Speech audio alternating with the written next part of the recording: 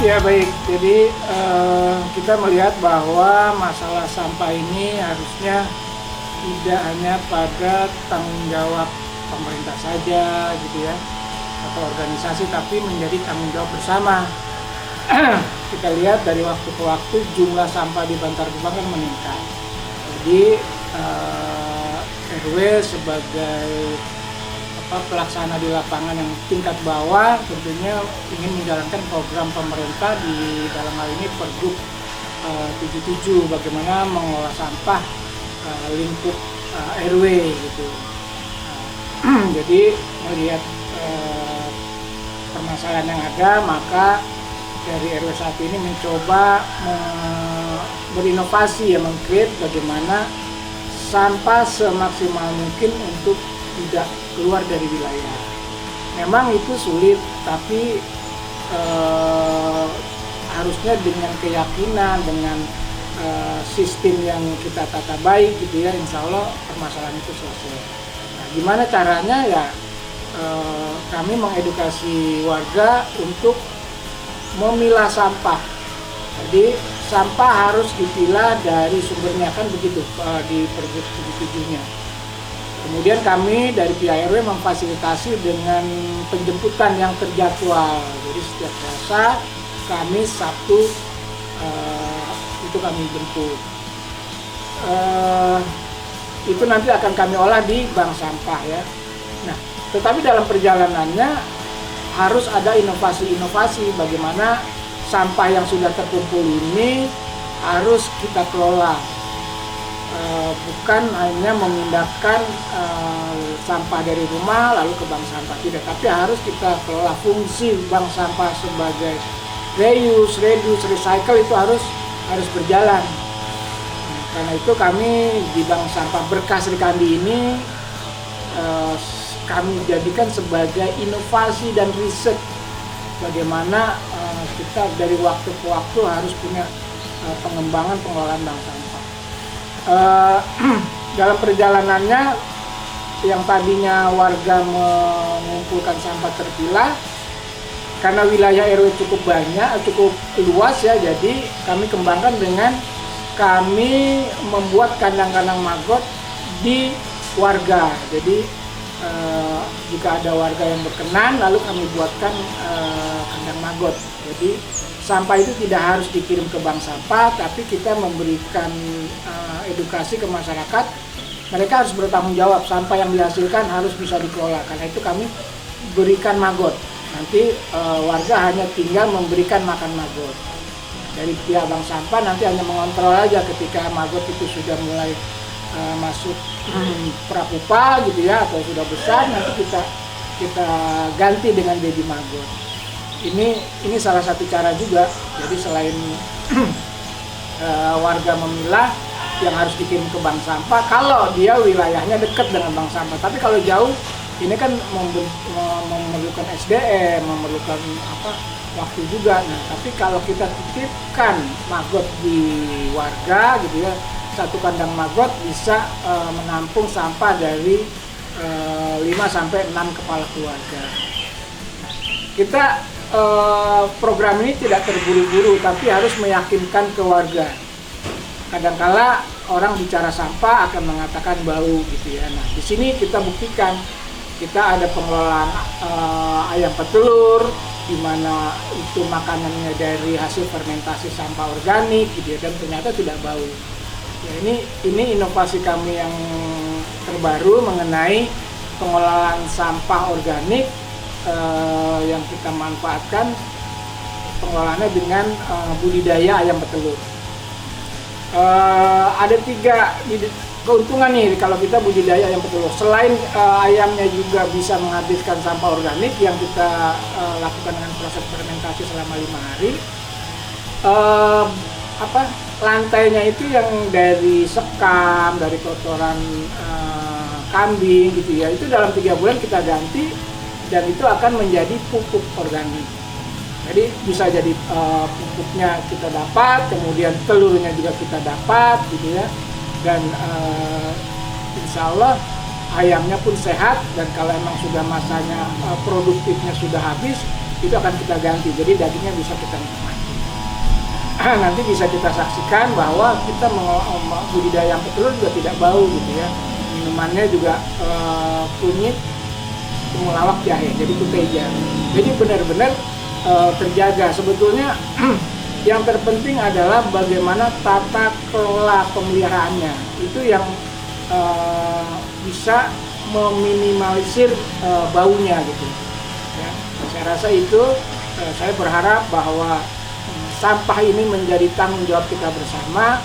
Setiap RT RW juga harus peduli dengan lingkungannya sehingga permasalahan sampah di DKI ini bisa selesai. Sebelum saya tutup, mungkin kita bisa lihat dengan sekarang ini medsos ya, kita bisa lihat di YouTube gitu ya, ada negara El Salvador menjadi negara teraman. Kemudian ada negeri Rwanda yang warga negaranya hanya 13 juta menjadi negara Afrika terbersih. Kami asumsikan 13 juta itu DKI lah gitu. Kalau DKI tidak bisa menjadi tingkat kota tidak bisa menjadi kecamatan tidak bisa kelurahan tidak bisa RW. Jadi kalau masing-masing RW punya motivasi yang sama bahwa permasalahan sampah bisa diselesaikan dengan lingkup RW seperti dijelaskan dalam Pergub 7, insya Allah Jakarta menjadi lebih bersih. Saya rasa itu saja, terima kasih. Assalamualaikum warahmatullahi wabarakatuh. Kami mengajak warga untuk memilah sampah, kami juga memfasilitasi. Ya, jadi jangan warganya udah diminta untuk milah, tapi juga kerepotan untuk penyediaan tempat. Jadi kami dari RW juga dibantu dari Sudin LH itu penyiapan tempatnya. Jadi ada ember-ember kecil itu yang nanti warga sampah-sampah organiknya ditempatkan di sana. Nah, kemudian nanti akan dijemput oleh petugas yang jadwalnya sudah tertulis ya, Selasa, Kamis, Sabtu. Gitu. Jadi insya Allah warga mau nih kalau memang kita siapkan tempatnya. Awal mula ketertarikan saya menggiat di lingkungan itu karena adanya isu di Bantar Gebang tentang penumpukan sampah yang tidak terkendali. Terus berlanjut untuk di lingkungan sendiri ini bagaimana? Untuk lingkungan sendiri, jadi berkurangnya volume sampah yang diambil sama petugas sampah, jadi tidak harus setiap hari diambil sama petugas sampah di lingkungan kita. Ini pengolahannya kayak gimana nih Bu untuk pengolah sampahnya? Jadi ada beberapa sisa-sisa makanan atau sisa-sisa kita habis masak di rumah, jadi kita buang di wadahnya yang sudah tersedia. Disediakan oleh pengurus bank sampah, yaitu BPS RW. Mudah nggak sih Bu? Gampang nggak sih? Aduh, gampang banget karena memang sudah kebiasaan kita sehari-hari, tinggal kita arahkan, apalagi anak-anak bisa sambil untuk edukasi anak-anak di rumah masing-masing secara nggak langsung memberikan perilaku pilah sampah tanpa disadari sama anak-anak. Ada edukasi tersendiri. Jadi kebiasaan. Iya, kebiasaan. Nah, setelah udah menjalani 2 tahun lebih nih ya Bu, tentang pengolahan sampah ini dari RW 1. Apa yang didapat dari lingkungan RW 1 sendiri nih Bu? Aduh, banyak banget. Salah satunya sampah di tempat kita itu jadi lebih rapi karena sudah tidak ada tercampur, ada sampah organik, sampah kita juga ada nih sampah khusus plastik. Jadi di tong sampah kita itu sendiri sudah aman, rapi. Jadi petugas sampah juga bisa tinggal ambil, nggak perlu effort banget untuk ngambil. Terus kita juga ada sisa-sisa makanan yang diambil lalu kita buat makan ayam. Kita olah, ketua RW kita kebetulan kan beliau penggiat lingkungan dan masuk nominasi Pokwi Melestari di tahun kemarin 2025. Kalau untuk iuran Bu ada Bu? Untuk iuran ada, tapi karena kita sudah mengolah sampah ada diskon yang diberikan oleh RW untuk kita. Oh, beda sama yang belum? Oh iya, harus dibedakan. Jadi untuk merangsang warga untuk ikut pilah sampah. Jadi apa ya? Jadi reward tersendiri untuk warga.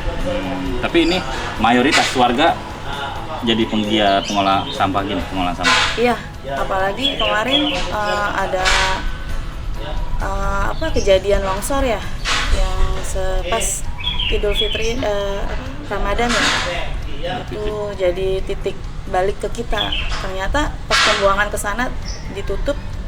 Oh, ternyata banyak manfaat yang kita dapat untuk pilah sampah. Salah satunya kita bisa mengolah sendiri, jadi mengurangi volume sampah kita ke Bantar Gebang. Sama paling ajakan sekali. Ya, boleh Bu, Buat ajak-ajakan warga-warga untuk warga-warga lainnya untuk gampang loh. Jadi ini kalau- gampang dan manfaat, cobain deh, manfaatnya juga banyak. Manfaat. Ini cobain di rumah. Ayo Pak, Ayo, warga sekalian. teman-teman semua. Warga RW 08 Teman-teman, saya warga. himbau. Nggak, jangan saya himbau Iya, dong. saya himbau, apa? Jadi kayak untuk warga-warga, Hmm. baik di RW 1 atau di RW-RW lain, cobain deh pilah sampah di rumah. Manfaat Warga lainnya yang masih belum mengolah sampah dari rumah, coba deh. Sebenarnya gampang loh. udah manfaatnya banyak, gampang kok, tinggal dipilah doang. Udah mulai nih. Yuk. Untuk warga RW 1 ataupun warga dimanapun berada, yuk kita pilah sampah. Kalau nggak dari sekarang, kapan lagi? Kalau bukan dari kita, siapa lagi? Karena semua sampah berasal dari kita. Kalau bukan kita yang mengolah dan meminimalisir volume sampah, siapa lagi? Dengan kemudahannya juga, dan dengan selain banyak manfaatnya, banyak kemudahan-kemudahan yang kita lakukan sambil mengedukasi anak-anak kita untuk mengolah sampah.